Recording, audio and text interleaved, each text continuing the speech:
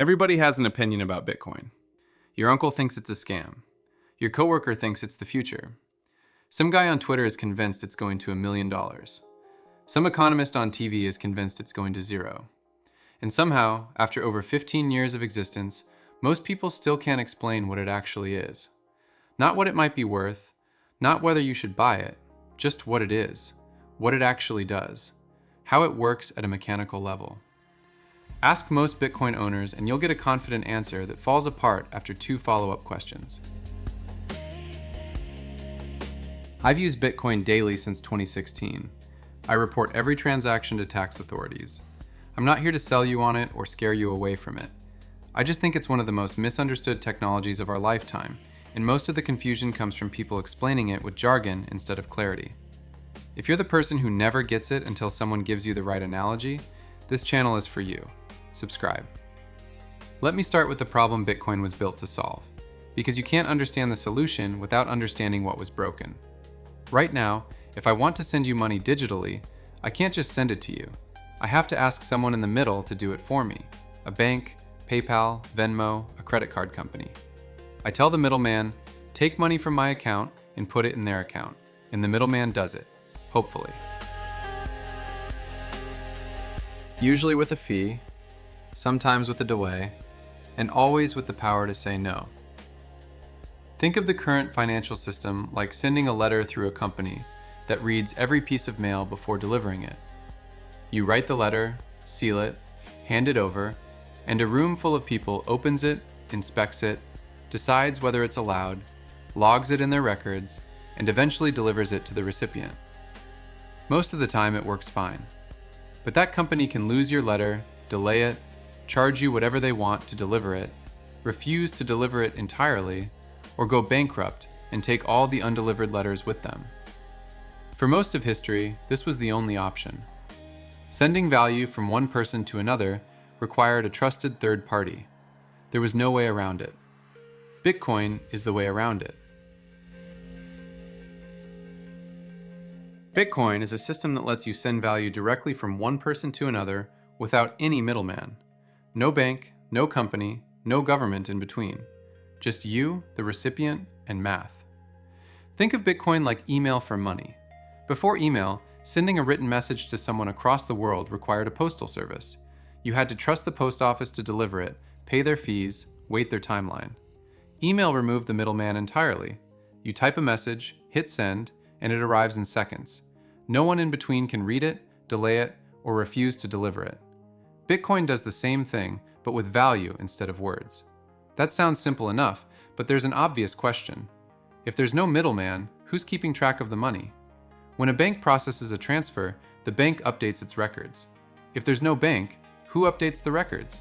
This is the part that's actually genius. And it's where most explanations lose people. Bitcoin uses a shared record book that everybody can see and nobody can edit. Every transaction that has ever happened in Bitcoin's history is recorded in this book, and every participant in the network has a copy of it. Think of it like a small town where nobody trusts the local banker anymore. So instead of one person keeping the ledger, the town decides that every single resident will keep their own copy of the ledger. When someone makes a payment, they announce it to the whole town. Every resident writes it down. If someone tries to cheat and claim they have money they already spent, 1,000 other residents holding identical ledgers can immediately call them out. You don't need to trust any single person because you can verify against everyone. That shared ledger is called the blockchain. It's not magic. It's not complicated. Quick favor before I answer that, because this next part is the one people find the most fascinating. If this has been useful, hit the like button. It helps this video reach other people who are still confused about what Bitcoin actually is, and there are a lot of them. Back to it. It's just a record of every transaction, stored on thousands of computers around the world, where each new page of transactions is permanently linked to the previous page, so nobody can go back and alter the history without every other copy in the world catching the change. The block in blockchain is just a page. A block is a batch of transactions that happened in roughly the last 10 minutes, bundled together and stamped with a mathematical fingerprint that connects it to the previous block. Think of it like a chain of sealed envelopes, where each envelope contains a summary of everything in the previous envelope plus new transactions. To tamper with one envelope, you'd have to redo every envelope that came after it, across thousands of computers simultaneously. It's not just difficult, it's practically impossible. But here's the question that stumped me for months when I first got into crypto. Who's bundling those transactions and sealing those envelopes? If there's no company running Bitcoin, who does the actual work? The answer is miners. And mining is probably the single most misunderstood word in all of cryptocurrency. Bitcoin miners are not digging anything out of the ground. They're computers competing to solve a math puzzle. And the reason they're competing is because the winner gets paid in brand new Bitcoin. Think of Bitcoin mining like a global sudoku tournament that runs 24 hours a day. Every 10 minutes, a new puzzle is posted. Thousands of computers around the world race to solve it. The first one to find the solution gets to seal the next envelope of transactions and receives a reward of new Bitcoin for their effort. Then a new puzzle goes up and the race starts again. The puzzle itself serves a specific purpose. It's proof that the miners spent real computational energy to earn the right to add transactions to the ledger. You can't fake it, you can't shortcut it, you just have to grind through calculations until you find the answer. This is called proof of work, and it's what prevents anyone from spamming the ledger with fake transactions. Cheating would require more computing power than the entire rest of the network combined, which would cost billions of dollars for a single attempt that would probably still fail. This is also where new Bitcoin comes from. There's no central bank printing Bitcoin. New coins are created as mining rewards, and the amount gets cut in half roughly every 4 years. When Bitcoin started in 2009, miners earned 50 Bitcoin per block. Now they earn 3.125. Eventually, around the year 2140, the last Bitcoin will be mined, and no more will ever be created. The total supply is capped at 21 million coins, forever.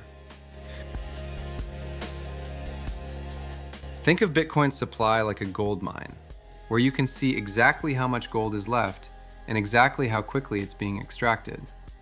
And the extraction rate automatically slows down over time. Nobody can decide to dig faster. Nobody can discover a second mine. The scarcity is built into the math, and no human, government, or company can change it. This is the fundamental difference between Bitcoin and government-issued currency. Your government can print as much money as it wants, whenever it wants, for whatever reason it decides. Bitcoin can't be printed, inflated, or created on demand by anyone. The rules are baked into the code, and the code is enforced by the network, not by a person or an institution. Whether that's a good thing or a bad thing depends on who you ask. Some people see it as a flaw because economies sometimes need flexible money supply. Others see it as the entire point because governments have historically abused the ability to print money, which is how you get inflation eating away at your savings year after year. I'm not going to tell you which side is right. I think both sides have legitimate arguments. But understanding that this trade-off exists is essential to understanding why Bitcoin matters to the people who care about it. Let me talk about wallets and keys, because this is the part that trips up anyone trying to actually use Bitcoin. When you own Bitcoin, you don't actually hold anything. There are no digital coins sitting on your computer. What you own is a private key, which is basically a password that proves you control a specific address on the blockchain. Think of it like a transparent safe deposit box. Everyone can see how much is inside. The ledger is public. But only the person with the key can open the box and move the contents. Your private key is the only thing that stands between you and your Bitcoin. Lose the key, lose the Bitcoin, forever. There's no customer service to call, no password reset, no bank to visit with 2 forms of ID. This is simultaneously the most empowering and the most terrifying aspect of Bitcoin. Nobody can freeze your account, seize your funds, or block your transactions. But nobody can help you if you screw up. You are your own bank, with all the freedom and all the responsibility that comes with it. People have lost hundreds of millions of dollars in Bitcoin by losing hard drives, forgetting passwords, and throwing away old laptops. The Bitcoin is still sitting there on the blockchain, visible to everyone, locked in a transparent safe that nobody will ever open again. Let me stack all of this together so it locks in. The current financial system routes every transaction through a middleman who reads your mail before delivering it. Bitcoin is email for money, direct transfer with no one in between. The blockchain is a shared ledger kept by thousands of residents in a town where nobody trusts the banker. Each block is a sealed envelope linked to every envelope before it. Miners compete in a global sudoku tournament to earn the right to seal the next envelope, and they get paid in new Bitcoin that's created on a fixed schedule nobody can change. The total supply is a gold mine where you can see exactly how much is left, and the extraction rate slows automatically over time. And your ownership comes down to a private key that opens a transparent safe deposit box that everyone can see but only you can access. That's what Bitcoin is. Not an investment tip, not a political statement, not a Ponzi scheme, not digital fairy dust. A system for transferring and storing value without trusting anyone except math. If this helped you finally understand what Bitcoin actually is, do me 2 quick favors. Hit the like button and subscribe so you catch the next one. I'm deciding between 2 topics for the next video, and I want you to pick. Should I explain how the stock market works using a farmer's market analogy, or how encryption works using a lockbox analogy? Drop A or B in the comments, and whichever gets more votes, I'll make first. Thanks for watching.